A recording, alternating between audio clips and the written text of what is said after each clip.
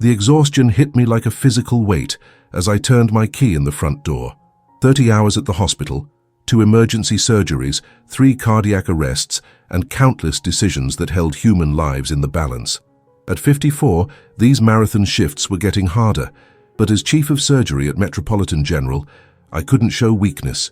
My hands still trembled slightly from the caffeine and adrenaline that had kept me functioning through the night. Subscribe to the channel for more stories like this, and comment the city you're watching from. All I wanted was a simple sandwich and 8 hours of sleep in my own bed. The house felt different as I stepped inside, quieter than usual. My son Mark's car was in the driveway, which meant Lucy and the kids were here too. Usually that would bring me some comfort.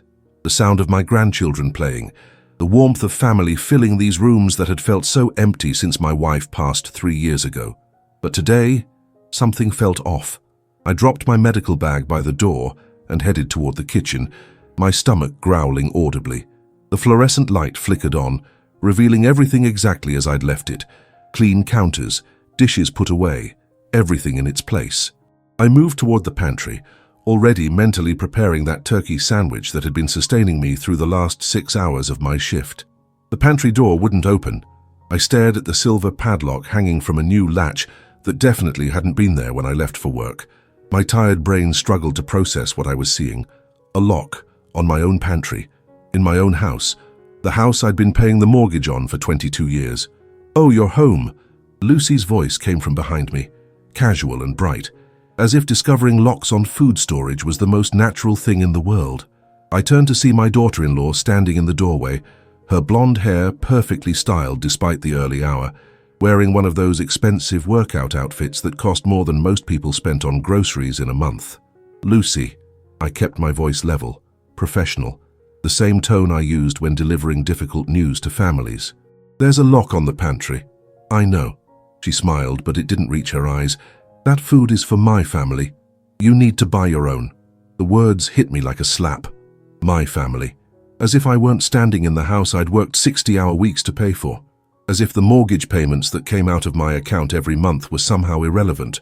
As if 30 years of providing for my son, of building this home, of creating the stability that allowed them to live here rent-free, meant nothing. I watched as she moved around the kitchen with the confidence of ownership, opening cabinets that I noticed now had small white labels attached to the contents.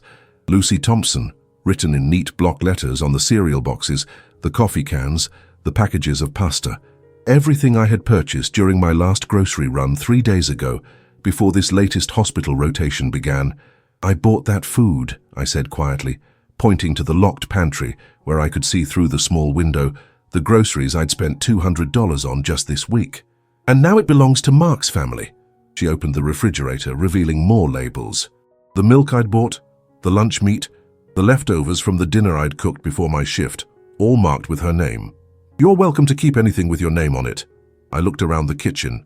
Nothing bore my name, not a single item. The exhaustion I'd been fighting suddenly felt overwhelming, but underneath it something else was stirring.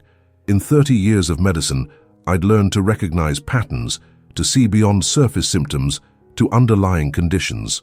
What I was seeing here wasn't just rudeness or thoughtlessness. This was systematic, calculated. This was someone marking territory, establishing dominance, testing boundaries. "Where's Mark?" I asked. "Sleeping. He worked late last night." Her tone suggested I should know this, should have considered his schedule before daring to come home and expect access to food in my own house. I nodded slowly, processing. Mark worked at the accounting firm downtown, a good job that I'd helped him get through my professional connections. But working late at an accounting firm rarely meant the kind of life or death emergencies that kept surgeons at the hospital for 30 consecutive hours. "And the children?" "Still asleep. It's barely 6 in the morning, Leonard." She said my name like it tasted sour. Some of us respect normal sleep schedules. The implication hung in the air. That my work, my calling to save lives, was somehow less important than their comfort. That my arriving home after literally saving 3 people during the night was an inconvenience to their routine. I looked at Lucy, really looked at her. 28 years old, beautiful in the way that required significant time and money to maintain. She'd never worked a day since marrying my son 2 years ago. never contributed to rent, utilities, groceries, or any of the expenses that kept this household running. Her days were spent at the gym, at lunch with friends, shopping with the credit card that was connected to my account. "I see," I said finally. Something in my tone made her defensive. Mark and I discussed this. We decided it was time to establish some boundaries. You can't just expect to live here for free forever. For free. The words echoed in my head as I stared at this young woman who had never paid a bill in her life, telling me I was living for free in the house I owned. "You're right," I said. "Boundaries are important." Her smile returned, satisfied. She'd expected a fight, tears, or anger. My calm agreement clearly pleased her. "I'm glad you understand. There's a grocery store just 10 minutes away. I'm sure you can find everything you need." I watched her walk away, her designer sneakers silent on the hardwood floors I'd had installed when Mark was in high school. She moved with the confidence of someone who believed she'd won a decisive victory, who thought she'd successfully put the old man in his place. She had no idea what she'd just unleashed. I stood in that kitchen for a long moment, surrounded by the evidence of her territorial claim, and felt something I hadn't experienced in years. Clarity. Pure crystalline clarity about what needed to happen next. I climbed the stairs to my bedroom, moving quietly past Mark and Lucy's room, where I could hear my son's soft snoring. In my own room, I closed the door and sat on the bed that my wife and I had shared for 20 years, the same bed where she'd died in my arms, where she'd made me promise to take care of our son and his future family. I'd kept that promise, perhaps too well. I set my alarm for 4 hours later and lay down fully clothed, but sleep wouldn't come. Instead, my mind began working with the same methodical precision that made me a good surgeon. Identifying the problem, mapping the anatomy of the situation, planning the procedure that would fix what was broken. Lucy had made a critical error. She'd assumed that kindness was weakness, that generosity was stupidity, that a tired old man would simply accept whatever treatment she chose to give him. She was about to learn that 30 years of medicine had taught me more than how to save lives. Sometimes you had to perform surgery to remove what was poisoning the system. The alarm went off at 10 in the morning, but I was already awake, already planning. I could hear voices downstairs, Lucy's high laugh, the children's chatter, Mark's deeper voice mixed in with theirs, the sounds of a family enjoying breakfast that I'd purchased but wasn't allowed to share. I smiled for the first time in days. It was time to begin. I spent that afternoon in my study, doors closed, doing what I did best, methodical research and careful documentation.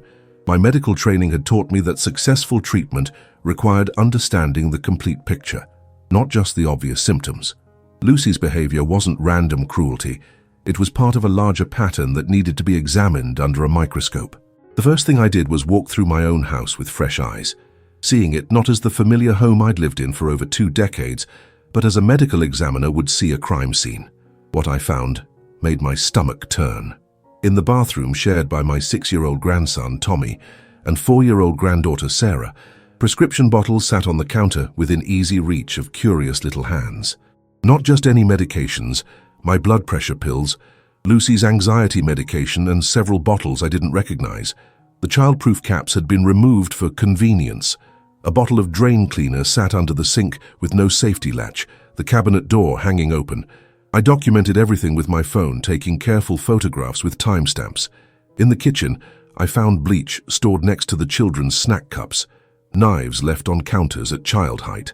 A space heater in the living room with a frayed cord, positioned directly next to the toy box, where the children played every day. As a mandated reporter and medical professional, I was legally obligated to report unsafe conditions that endangered children. But this went beyond legal obligation. These were my grandchildren, and someone was creating an environment that could seriously harm them. The more I investigated, the clearer the picture became. Lucy wasn't just careless. She was systematically negligent in ways that suggested she either didn't understand or didn't care about basic child safety. Either way, she was creating documented hazards that no court would ignore. I spent 2 hours that afternoon creating a comprehensive safety assessment, photographing every hazard, noting every violation of basic childcare standards. Then I did something I'd never thought I'd have to do in my own home. I began securing everything myself. By 5 o'clock, when the family returned from whatever outing they'd taken with my groceries, I was ready. I heard Lucy's car pull into the driveway. followed by the slam of doors and children's voices.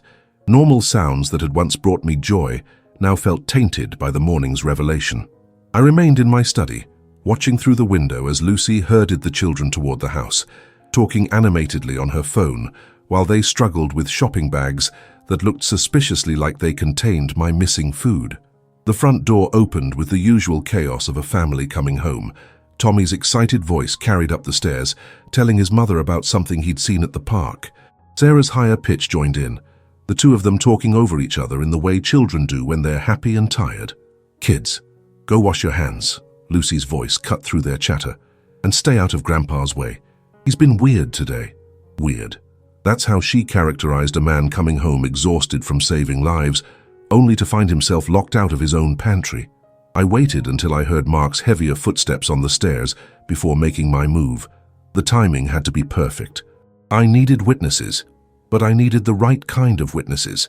At exactly 6 o'clock, just as the family was settling in for dinner, I called 911. 911, what's your emergency? This is Dr. Leonard Harrison at 874 Maple Street. I need to report unsafe living conditions that pose an immediate danger to children. The calm, professional tone in my voice clearly surprised the dispatcher. "Sir, are you reporting child abuse?" "I'm reporting environmental hazards that constitute negligent endangerment. I'm a physician, and I'm legally obligated to report these conditions. I have photographic documentation of multiple safety violations." There was a pause. "Officers are on their way, Dr. Harrison." I hung up and walked downstairs, where the family was gathered around the dinner table. They looked so normal, so innocent. Mark was helping Tommy cut his food while Lucy fed Sarah. For a moment, doubt crept in. Was I overreacting? Was this too extreme?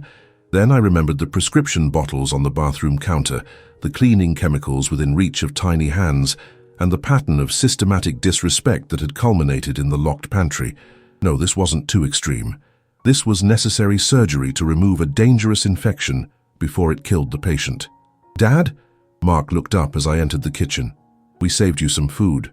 "I told Lucy you'd probably be hungry when you got up." The kindness in his voice, the genuine concern, reminded me why I was doing this. My son was a good man, who'd married someone who was slowly poisoning his family dynamics. He deserved to see the truth. "Thank you, son, but we need to talk. All of us." Lucy's fork stopped halfway to her mouth. Something in my tone had alerted her that the dynamic had shifted. "Talk about what?" "About the unsafe conditions in this house that are putting the children at risk." "What are you talking about?" Mark set down his fork, genuine confusion on his face. Before I could answer, the doorbell rang. 3 sharp, authoritative chimes that cut through the dinner conversation like a scalpel. "Are you expecting someone?" Mark asked Lucy. She shook her head, but I could see fear beginning to creep into her eyes. She was smart enough to understand that timing like this wasn't coincidental. "I'll get it," I said. Officer Martinez and Officer Chen stood on my doorstep, both young but professional, with the kind of alert bearing that suggested they took child safety calls seriously. "Dr. Harrison, we're responding to your call about unsafe living conditions." "Yes, officers. Thank you for coming so quickly. Please come in." I led them into the kitchen, where my family sat frozen around the dinner table. Tommy and Sarah looked confused and slightly scared by the presence of police officers. Mark looked bewildered. Lucy looked trapped. "This is my son Mark, his wife Lucy, and their children Tommy and Sarah," I explained. "I called because I've documented multiple safety hazards in this home that pose immediate danger to the children." "Dad, what the hell are you doing?" Mark stood up, his voice rising with panic and anger. "I'm protecting my grandchildren," I said quietly. "Officers, if you'd like to see the documentation."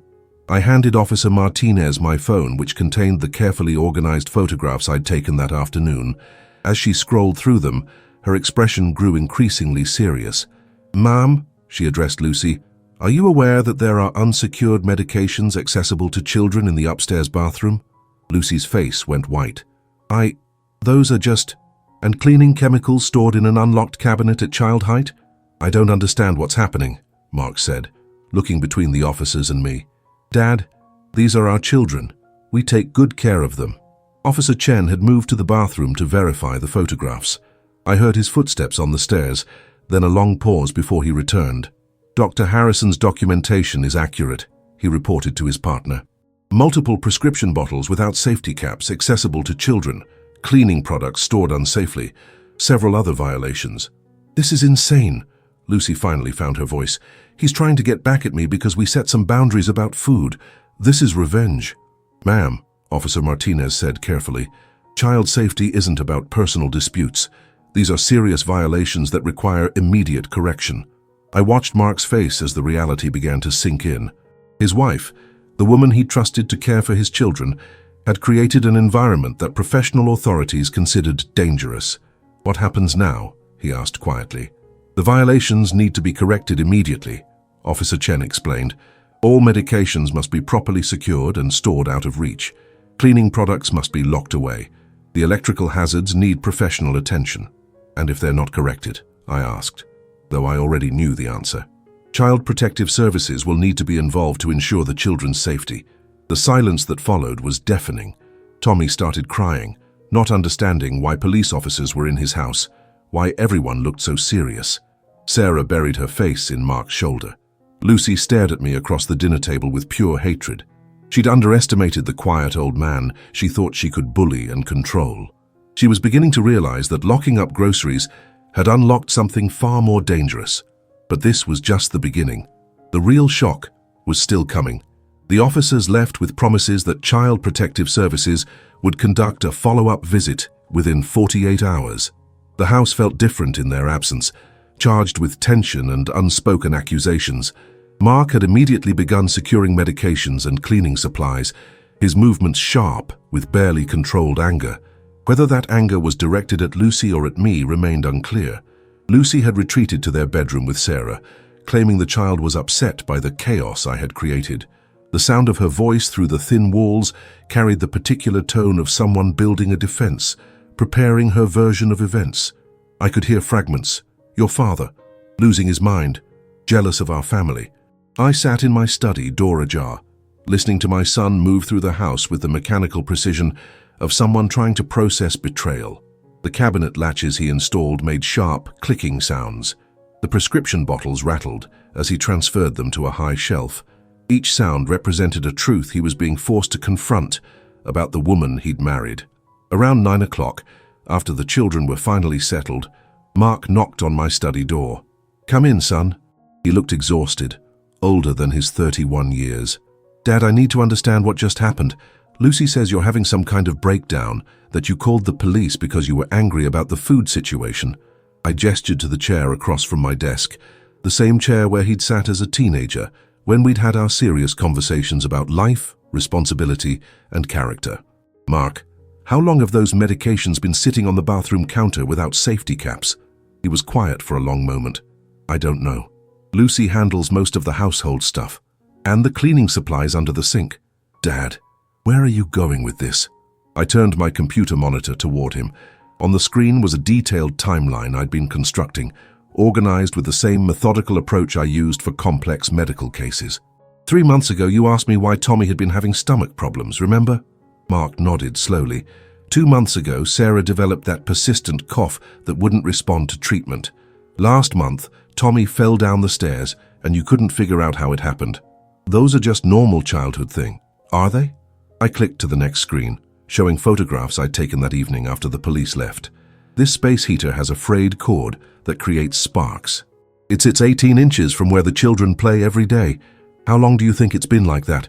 Mark studied the photograph, and I watched his face change as he recognized the implications. The medications sitting open aren't just dangerous because children might take them accidentally, I continued. Some of those combinations could cause the exact symptoms Tommy's been experiencing. Stomach upset, dizziness, confusion. "You're saying Lucy is—" He couldn't finish the sentence. "I'm saying the environment in this house has been systematically unsafe for months, and either Lucy doesn't understand basic child safety or she doesn't prioritize it. Either way, the results are the same." I clicked to another screen showing a spreadsheet I'd created, tracking every incident, every unexplained illness, every accident the children had experienced since Lucy had taken over household management. This morning, when she locked the pantry and told me the food was for her family, it wasn't just about groceries, Mark. It was about establishing that I'm not really family, that this isn't really my home. That was a power play, testing to see how much she could get away with. Mark stared at the computer screen, processing the data with the analytical mind that made him good at his accounting job. But why would she... what would be the point? Before I could answer, we heard the front door open and close. Lucy's voice carried up the stairs as she spoke to someone on the phone. "I know, Mom. He's completely lost it. Called the police on his own family. Yes, I think it might be early dementia. No, Mark doesn't see it yet, but..." Mark's face went pale. We could hear her moving around the kitchen, opening and closing cabinets. "She's talking to her mother," I asked quietly. "She talks to her mother every night," Mark whispered. "Usually about how difficult it is living here." I felt a cold certainty settle in my chest. "Mark, I need to show you something else." I opened a desk drawer and pulled out a manila folder I'd been hoping I'd never need to use. Inside were printed copies of credit card statements, bank records and receipts, all public information that I'd gathered during my afternoon of investigation. "Your wife has been using my credit card for purchases I never authorized. Not just groceries, but clothes, spa treatments, online shopping. Over $8,000 in the last 3 months. Mark took the papers with shaking hands. "Dad, that's impossible. Lucy doesn't have access to your cards. She does if she's been going through my mail, copying account numbers, or using the card I keep in the kitchen drawer for emergencies."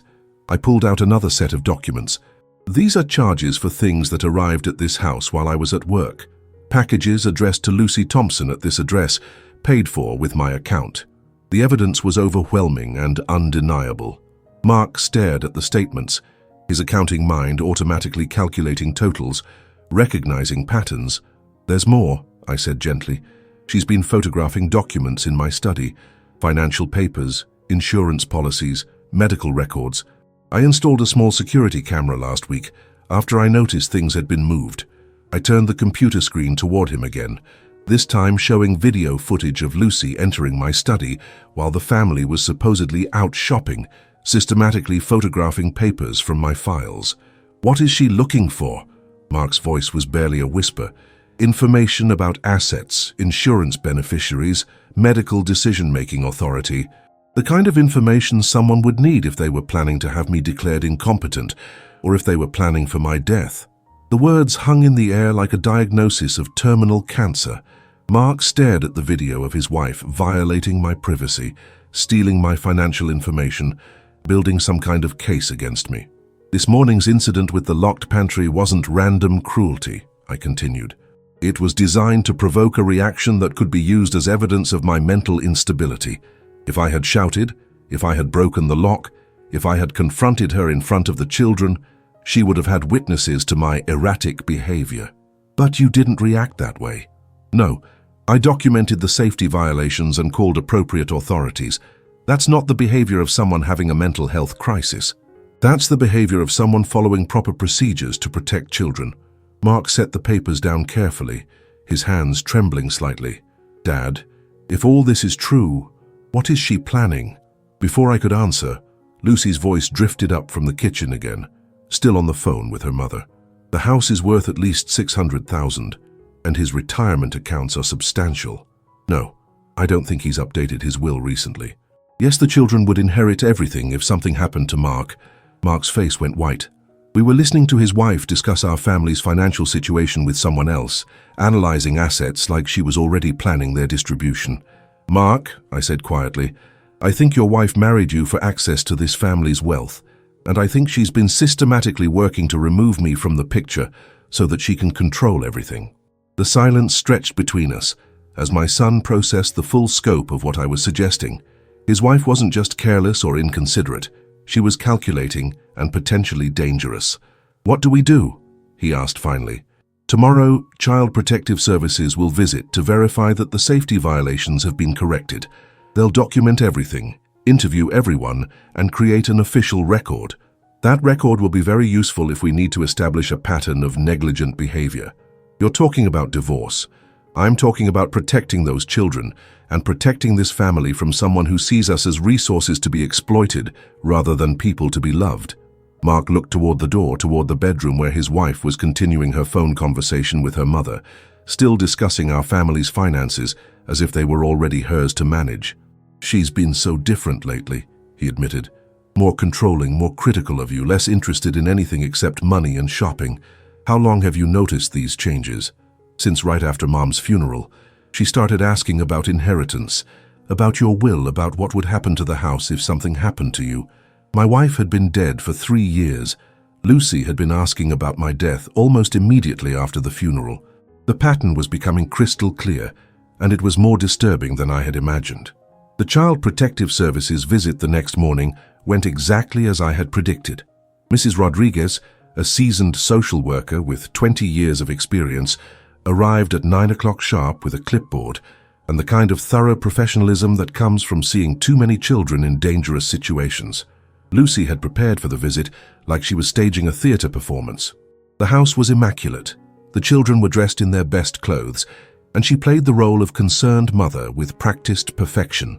She apologized profusely for the oversights in safety measures, explaining that as a young mother, she was still learning and was grateful for the guidance. Mrs. Rodriguez was polite but unimpressed. She'd seen this performance before. "Dr. Harrison," she said after completing her inspection, "thank you for making the initial report. All the safety violations have been corrected, and I'll be noting that in my file. However, I'll need to schedule a follow-up visit in 30 days to ensure compliance is maintained." Lucy's smile faltered slightly. "Is that really necessary? I mean, we've fixed everything. Standard procedure for first-time reports, ma'am, just to make sure the changes stick." After Mrs. Rodriguez left, Lucy's carefully maintained composure cracked. She waited until Mark left for work, then confronted me in the kitchen, where I was finally able to make myself coffee from supplies I'd purchased the previous evening. "You think you're so clever," she said, her voice low and venomous, "calling CPS, making me look like a bad mother." "I called CPS because there were unsafe conditions that could have seriously injured my grandchildren," I replied calmly. "If that made you look like a bad mother, perhaps you should examine why." Her face flushed red. "You want me gone.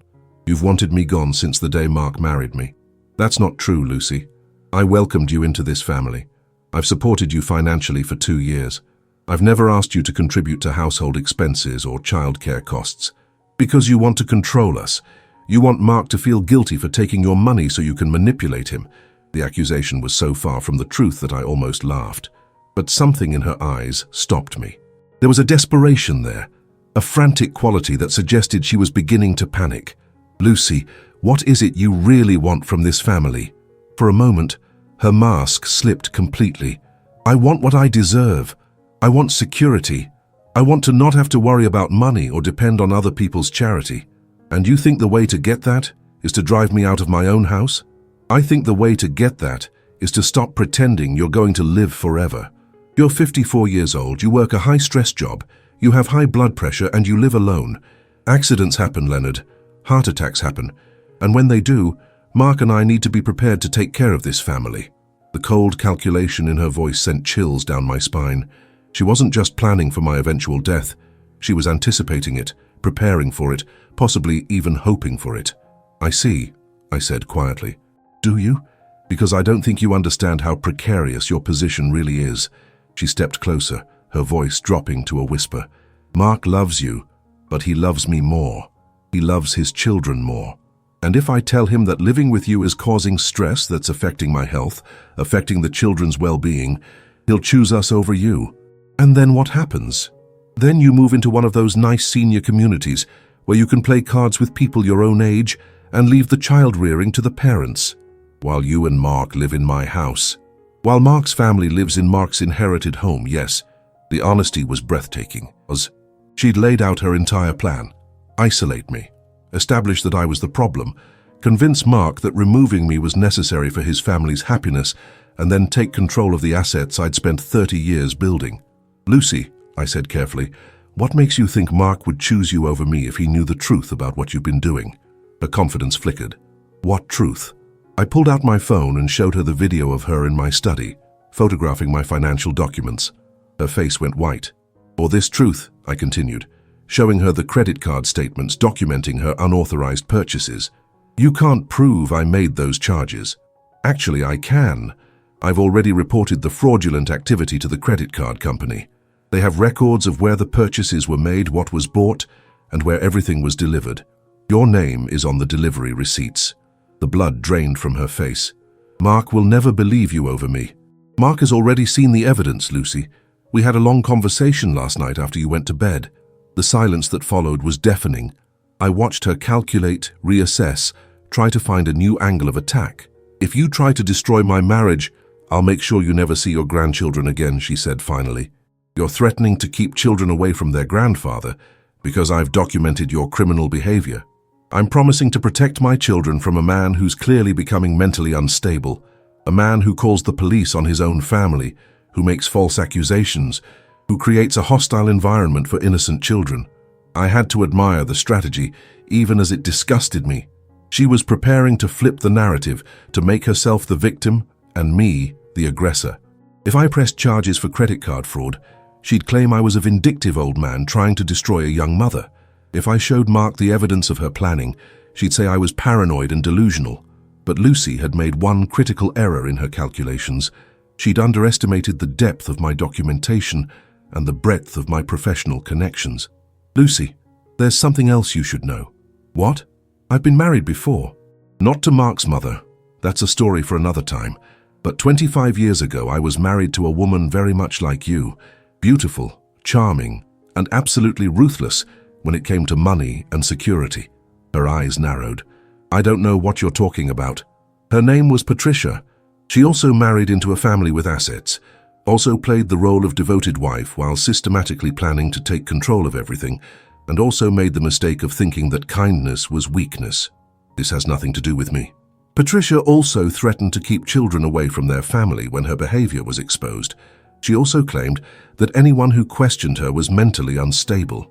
She also committed credit card fraud, identity theft, and several other crimes in pursuit of what she thought she deserved." Lucy's face was pale now, her earlier confidence completely gone.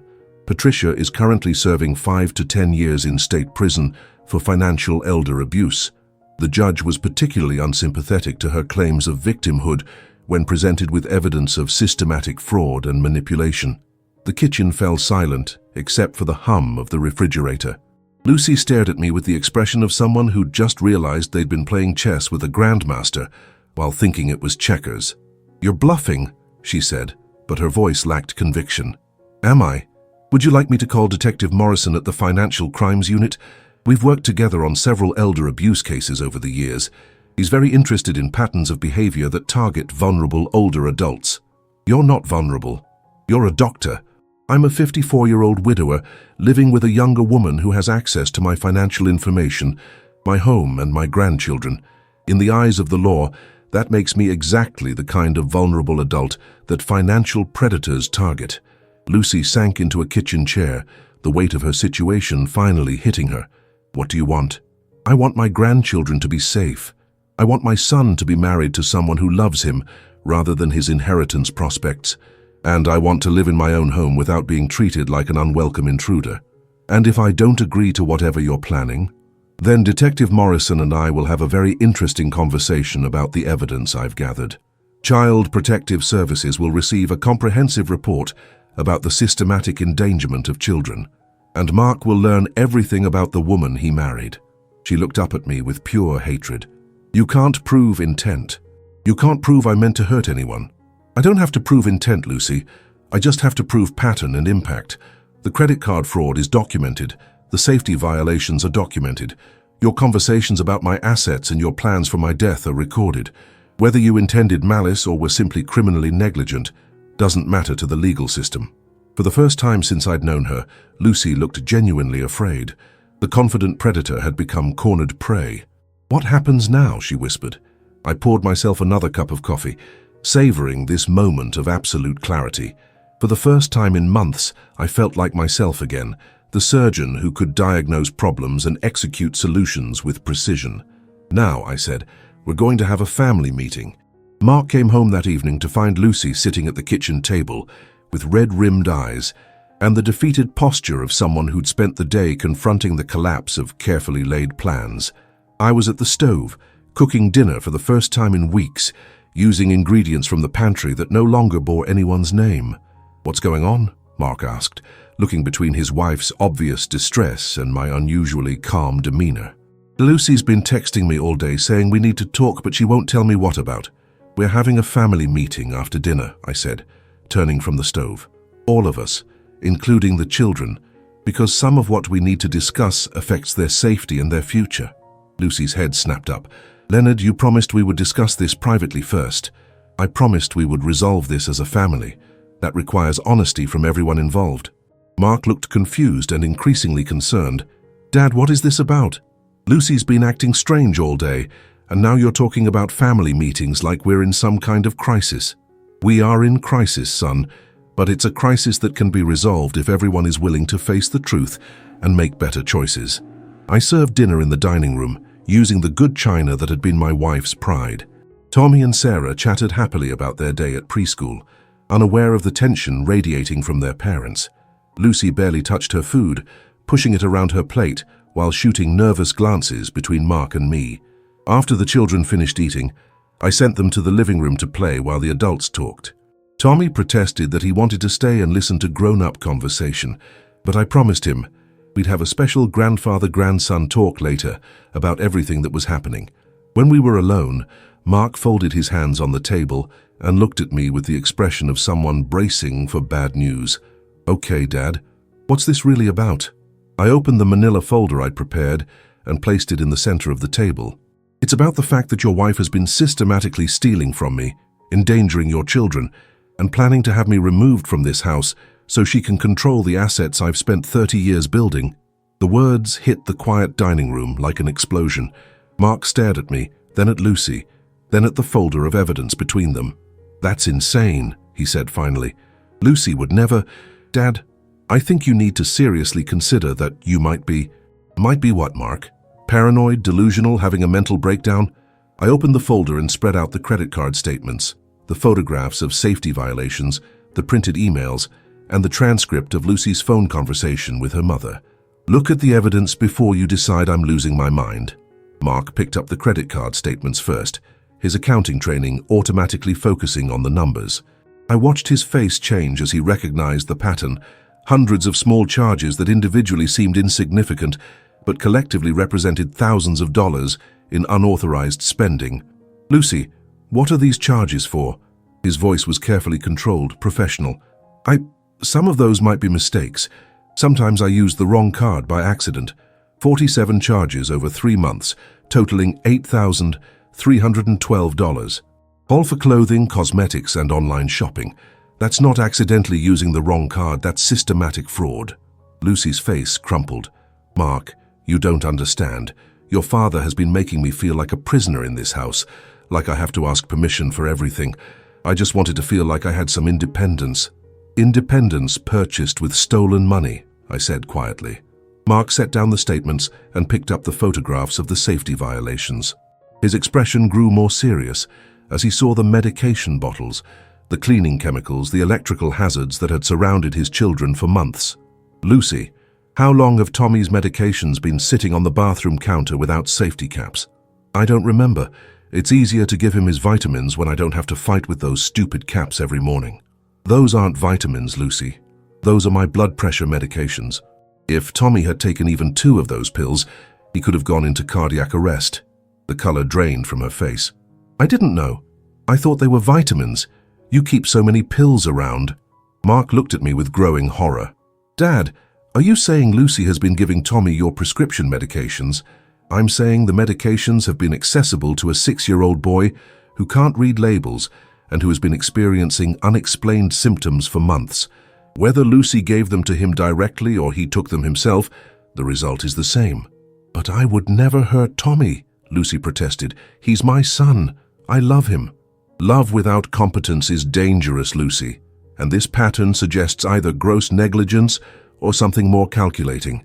Mark picked up the transcript of Lucy's phone conversation with her mother.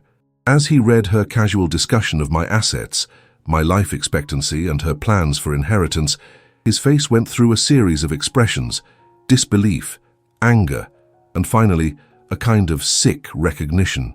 "Lucy, did you really tell your mother that you hoped something would happen to my father so we could inherit the house?" "That's not what I meant. I was just planning for the future, being practical about my father's death." "Mark, everyone dies eventually. I was just thinking about what would happen to the children if something happened to him, about security for our family. Security that depends on my father dying? The silence stretched unbearably. In the living room, Tommy and Sarah's voices carried on in happy oblivion, playing some game that involved a lot of giggling. Normal children's sounds that emphasized how abnormal this conversation had become. Mark set down the transcript and looked at his wife with the expression of someone seeing a stranger. "Lucy, I need you to explain to me how we got here. How did my wife become someone who steals from my father and endangers our children?" Lucy's composure finally cracked completely. "Because I'm tired of living like a charity case. I'm tired of feeling grateful for every dollar we spend, every meal we eat, every roof over our heads. I'm tired of living in someone else's house and pretending to be thankful for the privilege. So you decided to steal rather than work. What work? What skills do I have? I got married when I was 26. I've never had a real job.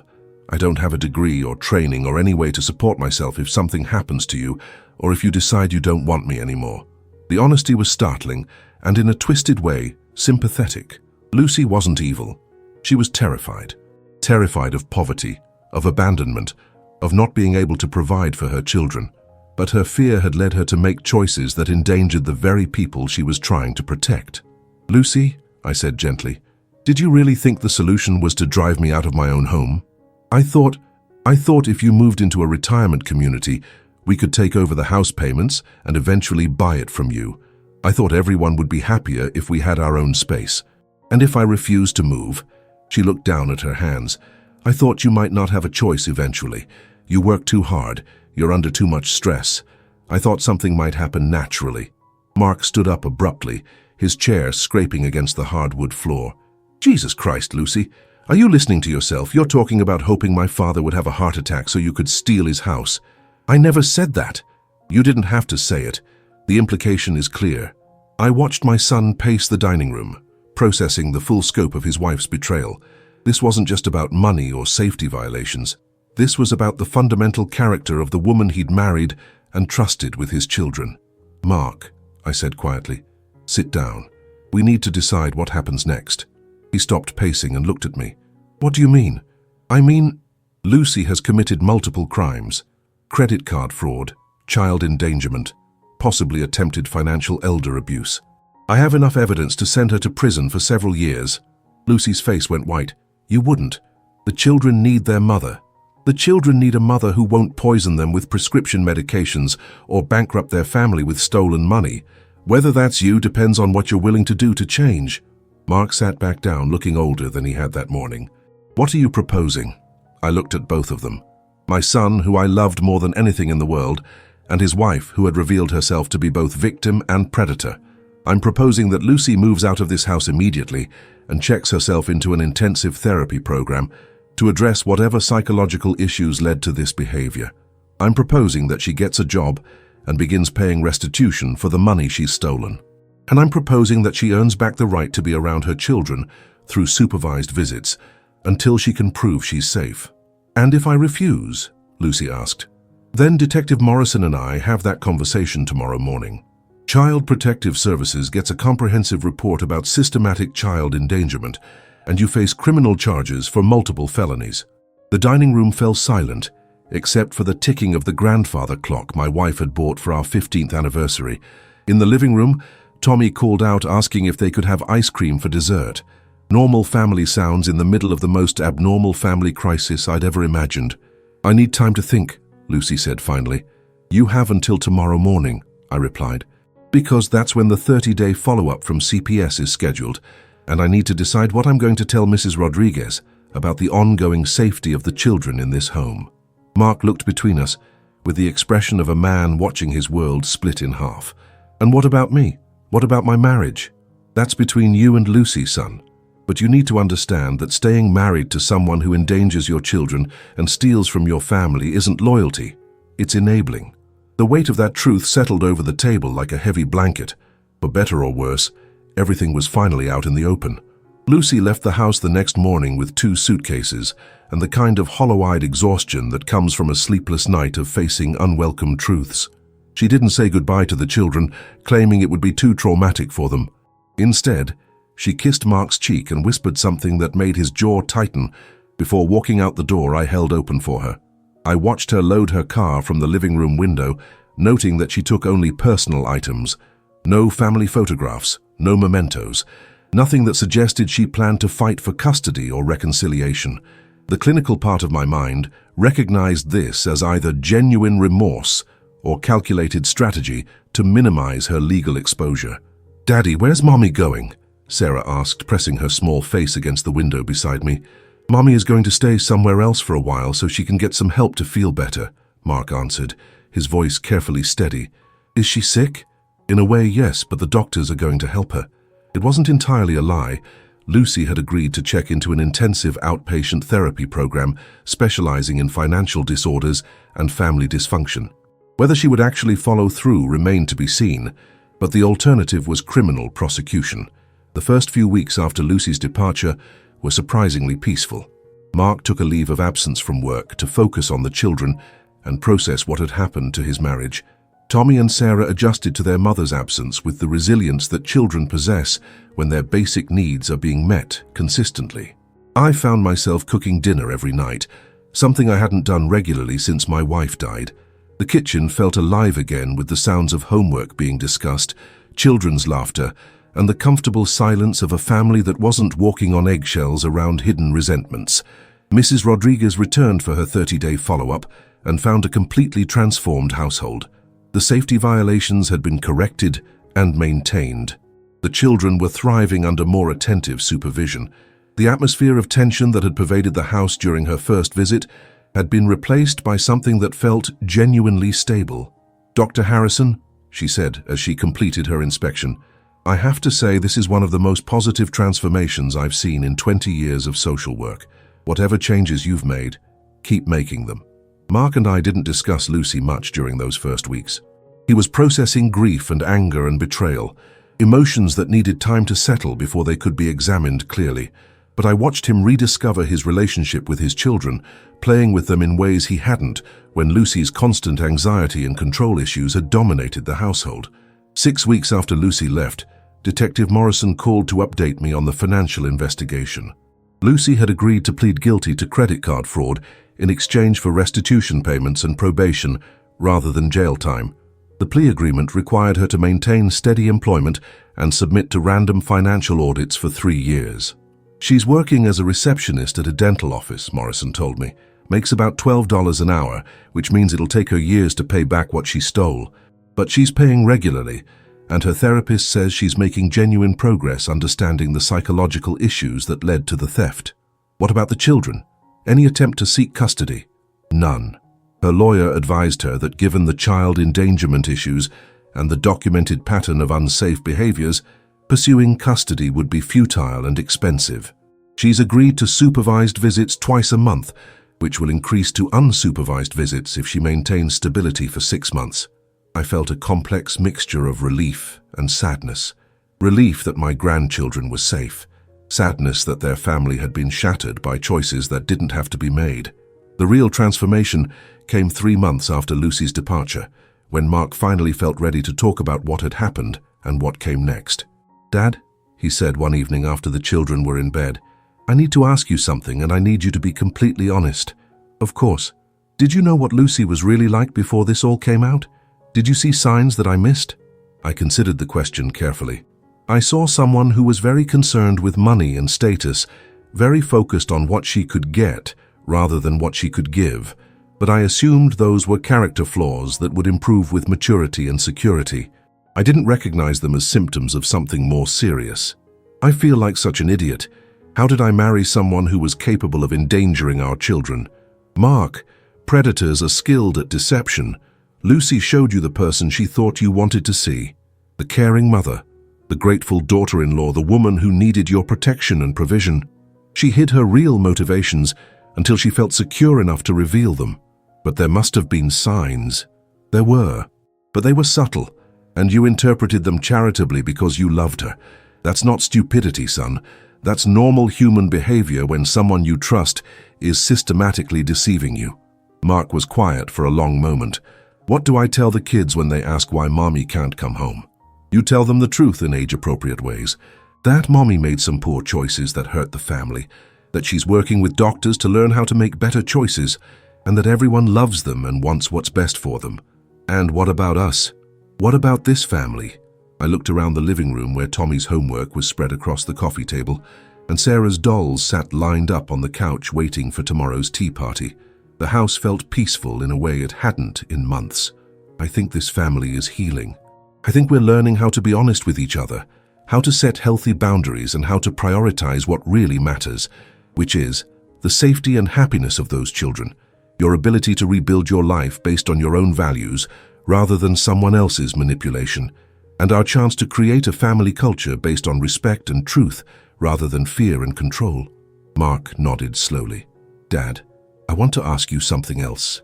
Would you consider making this arrangement permanent? The kids and me living here with you, I mean. Not because we need your financial support, but because I think we're better together than apart. The offer surprised me with its emotional impact. For months, I'd felt like an unwelcome intruder in my own home. Now my son was asking me to be an intentional part of his children's daily lives. Are you sure? Living with your father as an adult isn't what you probably imagined for your life. Living with someone who loves my children and who I can trust completely is exactly what I want for my life. Lucy taught me the difference between family and performance. I want family. 6 months later, we had established a rhythm that worked for everyone. Mark returned to work, but with better boundaries around his time and priorities. I reduced my hospital shifts to spend more time with Tommy and Sarah, discovering the joys of being an actively involved grandfather rather than just a provider. Lucy visited every other weekend, taking the children to parks and movies under the supervision required by her plea agreement. The visits were awkward but civil, and she seemed to be making genuine efforts to address the psychological issues that had led to her destructive behavior.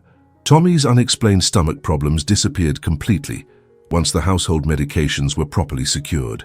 Sarah's persistent cough resolved when we replaced the damaged space heater and improved the air quality in the house. Both children thrived under the consistent, safe environment that Mark and I provided together. One evening, as I was reading bedtime stories to Sarah, she looked up at me with the kind of serious expression that only 4-year-olds can manage. Grandpa, are you going to stay here forever? Would you like me to stay here forever? Yes, because you make the best pancakes and you know all the good stories and you don't get scared when there are thunderstorms. I kissed her forehead and tucked her blanket around her small shoulders. Then I'll stay here forever.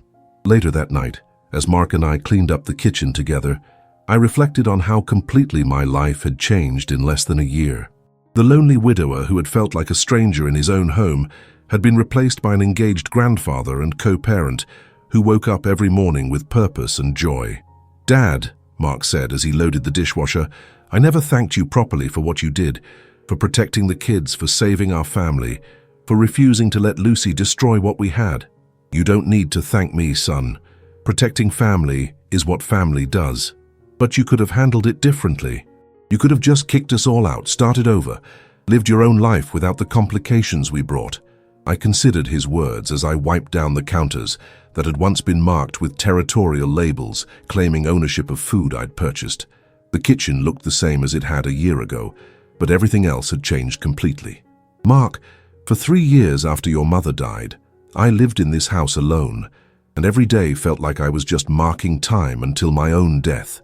These last 6 months, watching you become the father I always knew you could be, seeing Tommy and Sarah grow up happy and secure, feeling needed and useful again, this is the most alive I've felt in years. So we both got what we needed. Yes, we both got what we needed. The grandfather clock in the hallway chimed 10 o'clock, marking another day in our new normal. Outside, the neighborhood was settling into evening quiet. Inside, our home felt complete, in a way it hadn't since my wife died. I had learned that sometimes the greatest gifts come wrapped in the most difficult circumstances. Lucy's cruelty had revealed her true character, but it had also forced our family to confront problems that might have festered for years. Her departure had created space for healing, honesty, and the kind of genuine closeness that can only exist when people choose to be together rather than being trapped together. As I turned off the kitchen lights and headed upstairs to my bedroom, I could hear Mark moving around in his room, probably checking on the children one more time before settling in for the night. The sounds of a father taking care of his family, In a home where safety and love weren't performance pieces but daily realities, the locked pantry that had started this entire crisis had been removed months ago. In its place was an open kitchen where everyone was welcome, where family meant belonging rather than claiming territory, and where the only boundaries that mattered were the ones that protected rather than excluded. I had performed the most important surgery of my career, removing the toxic influences that were poisoning my family's future. The recovery had been complete, and the prognosis was excellent. For the first time in years, I fell asleep looking forward to tomorrow.